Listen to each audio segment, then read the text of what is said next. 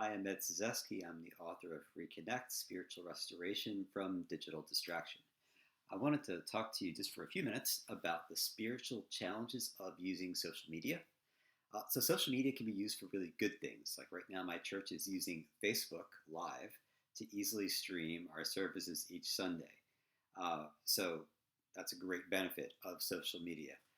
Yet, social media's limitations are really serious and has a large number of unintended consequences for us who use it.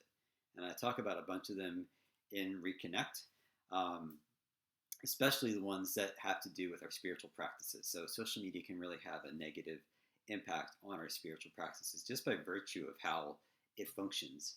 So, I wanted to give you a quick overview of that. First of all, social media just fills our minds with thoughts. And it's really hard to pray when we're always ruminating on things. When I ask people about their barriers to prayer, one of the biggest barriers was just having a lot of thoughts in their mind. They're always thinking about stuff.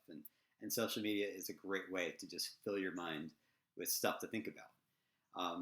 Related to that, we learn to crave quick hits of stimulation and instant feedback on social media. Prayer is all about the long game. It's all about being present and waiting on God and being patient.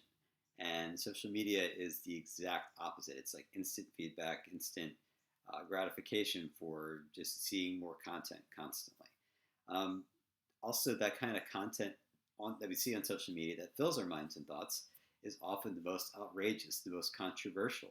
And it even creates this rise in us that becomes addicting. The outrage becomes addicting. And that's something that the engineers and the executives behind social media are counting on. And if that isn't enough, we can get into conflict. So we can get into arguments with people that leave us either worried or devastated. And there's just that other layer of thought and of worry on social media where we are getting into conflicts more often. We may feel pressure also to perform or to project a certain image on social media. I say in Reconnect that it's almost like the false self uh, becomes this entity on social media where we have to project a certain image of ourselves in order to be liked or for people to engage with us. The other side of social media too is that we just might be less engaged in the present moment. So our feed is determined by an algorithm, and so there's no guarantee that we're going to know or what our friends and family are doing or be seen by our friends and family because of the algorithm. And also, we're going to be disengaged from our bodies. We're going to be engaged in social media instead. We may not notice the physical cues of worry and anxiety, and as we maybe binge and use it for a longer period of time, we may not realize just how it's impacting us in the moment. And also, just the really obvious thing, and the thing that probably might be most concerning for folks, is that it just takes a lot of time. Facebook made a public statement that their goal is to get you on Facebook alone for 50 minutes a day.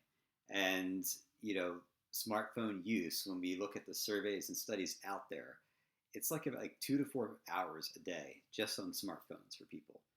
That's like an average. So when we've done a lot of workshops, we see a lot of people clocking in close to 4 hours on their smartphones alone per day. So that's a lot of time that it just takes up. So just if you don't have time for prayer, that might be a place to look as far as this. Can I cut back my phone use a little bit just to make a little more time for prayer? So here's the thing: you can have your social media use and an active spiritual life with healthy practices and space for God. It's not all or nothing, but we will really benefit by evaluating what social media is adding and taking away from our lives, and what kinds of limits might be helpful for us to preserve space for prayer and for spiritual practices.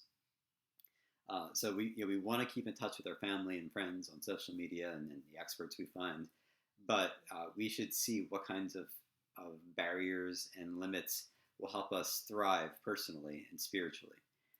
So it's not an all or nothing choice between the two, but if we leave it up to just the engineers who are designing these social media apps, it's going to be all social media and almost no spiritual practices. So thanks for dropping by. I'm Ed Cyzeski. I'm the author of Reconnect, Spiritual Restoration from Digital Distraction from Herald Press.